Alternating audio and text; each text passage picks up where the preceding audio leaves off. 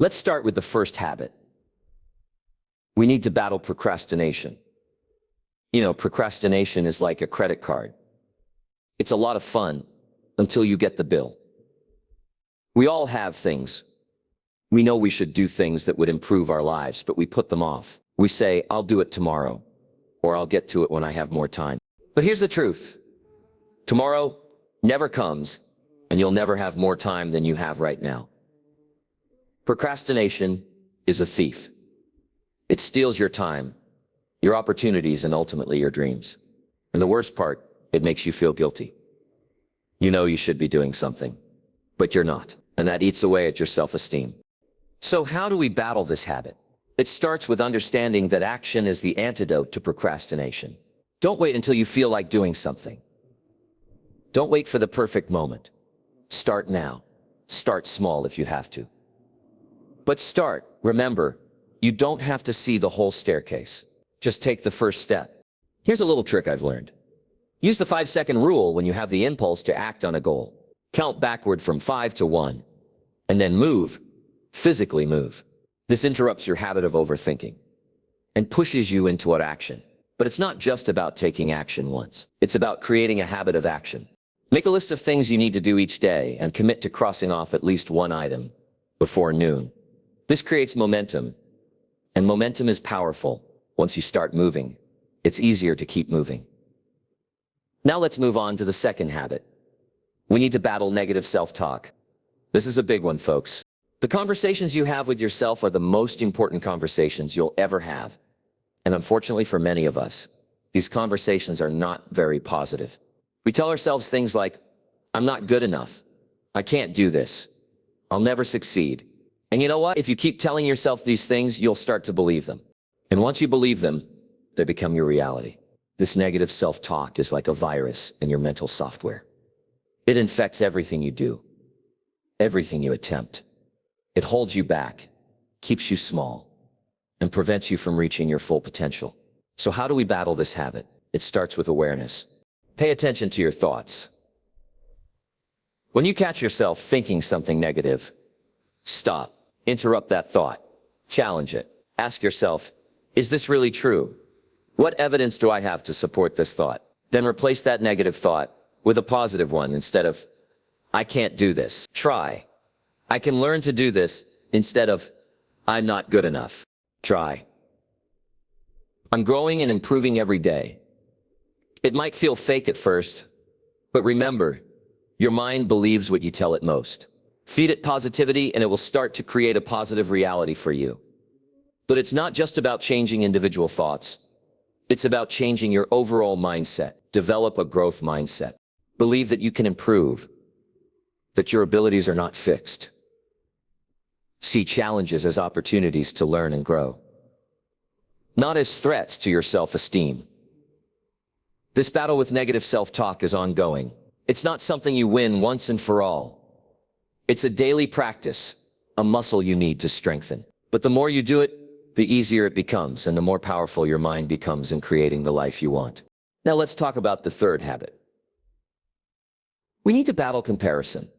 In this age of social media, it's easier than ever to fall into the trap of comparing ourselves to others. We see carefully curated highlight reels of other people's lives and think, why isn't my life like that? Why can't I be as successful, happy, fit as they are? But here's the thing. Comparison is the thief of joy. It's a game you can never win because there will always be someone who seems to be doing better than you in some area of life. And when you're busy looking at someone else's life, you're not focusing on your own. So how do we battle this habit first? Recognize that what you see on social media or even in real life is not the whole picture. Everyone has struggles. Everyone has insecurities. You're comparing your behind the scenes to someone else's highlight reel. Second, focus on your own progress.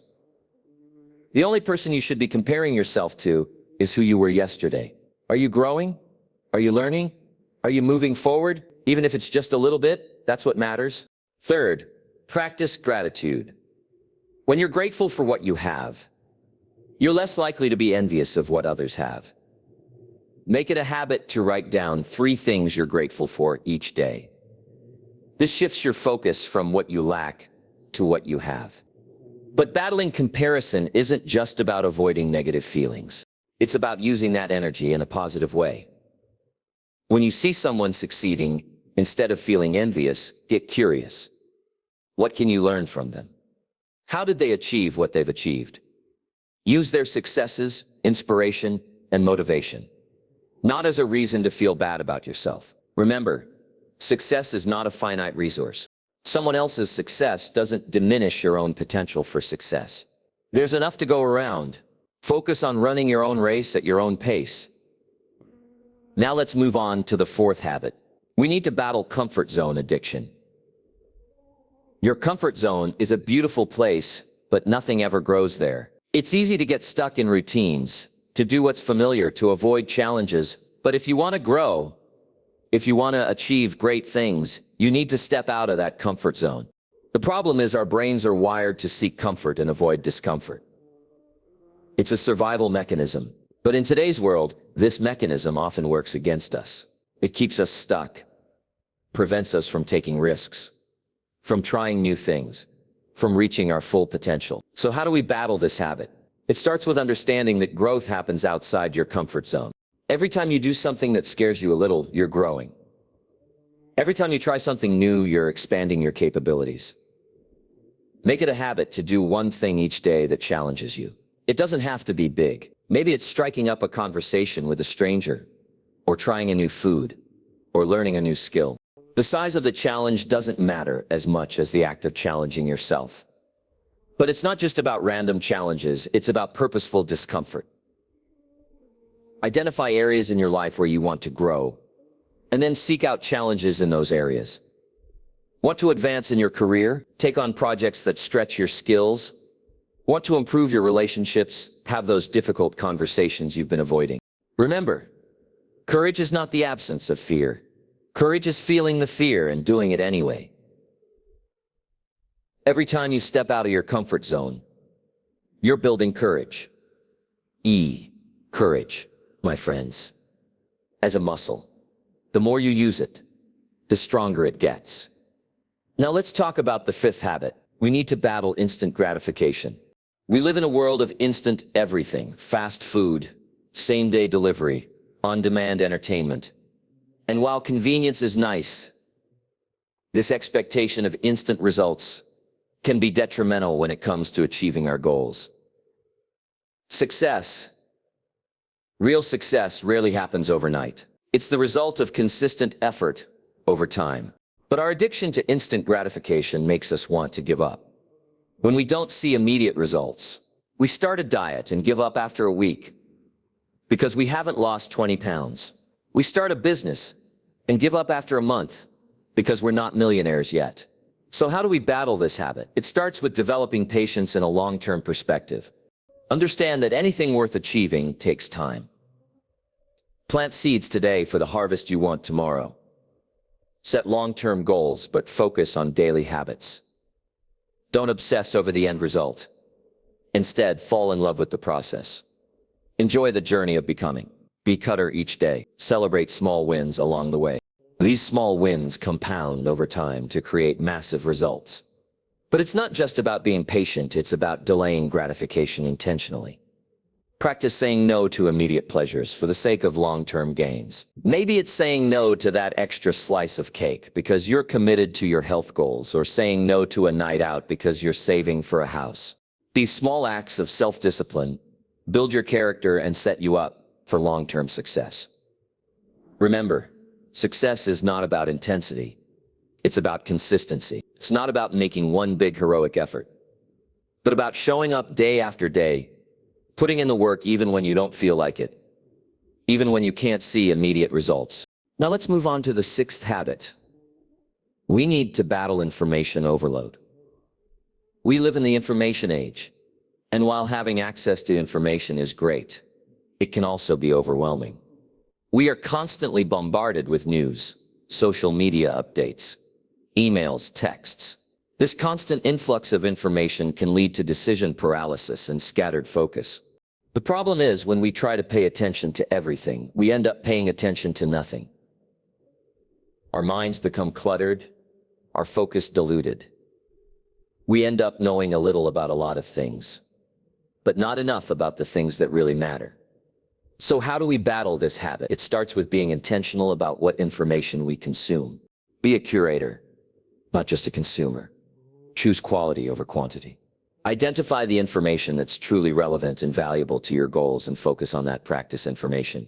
Just like you're careful about what food you put into your body, be careful about what information you feed your mind.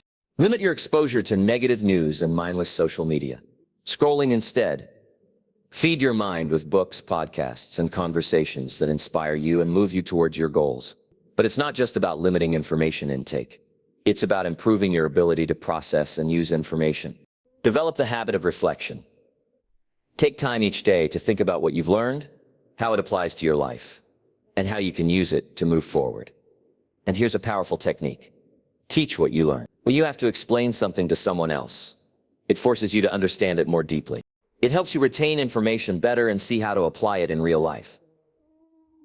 Remember, the goal is not to know everything, but to know the right things and to know them well. Focus on depth over breadth. It's better to be an expert in one area than to have superficial knowledge in many areas. Now let's talk about the seventh and final habit. We need to battle the fixed mindset. This is the belief that your abilities, your intelligence, your personality are fixed traits that can't be changed. This mindset is dangerous because it limits your potential and makes you afraid of failure. People with a fixed mindset avoid challenges because they're afraid of looking stupid. They give up easily because they believe if they're not good at something immediately, they'll never be good at it. They see effort as fruitless because they believe if you have to work hard at something, it means you're not naturally good at it. So how do we battle this habit? It starts with adopting a growth mindset. This is the belief that your abilities can be developed through dedication and hard work. With a growth mindset, you see challenges as opportunities to learn. You embrace effort as the path to mastery. You learn from criticism instead of being threatened by it. Cultivate curiosity. Approach life with a beginner's mind. Be willing to say, I don't know, but I can learn. When you encounter a setback, instead of thinking, I'm a failure, think, what can I learn from this? How can I improve? But it's not just about changing your thoughts. It's about changing your actions. Seek out challenges. Embrace difficulties. When something is hard, that's a sign you're growing. Celebrate effort, not just results.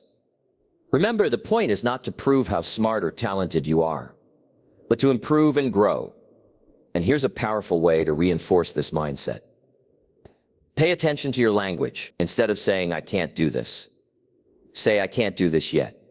That little word yet opens up a world of possibilities. It acknowledges that with effort and time, you can improve. Now, as we wrap up our discussion of these 7 habits, I want you to understand something crucial, this battle with your mind. It's not a one-time event. It's not something you win once and for all. It's an ongoing process, a daily practice. You see, your mind is like a garden. These 7 habits we've discussed, procrastination, negative self-talk, comparison, comfort zone addiction, instant gratification, information overload, and fixed mindset. They're like weeds, and just like in a real garden, you can't just pull these weeds once and expect them to never come back. They will. Your job is to be vigilant, to catch them early, to pull them out consistently. But here's the good news.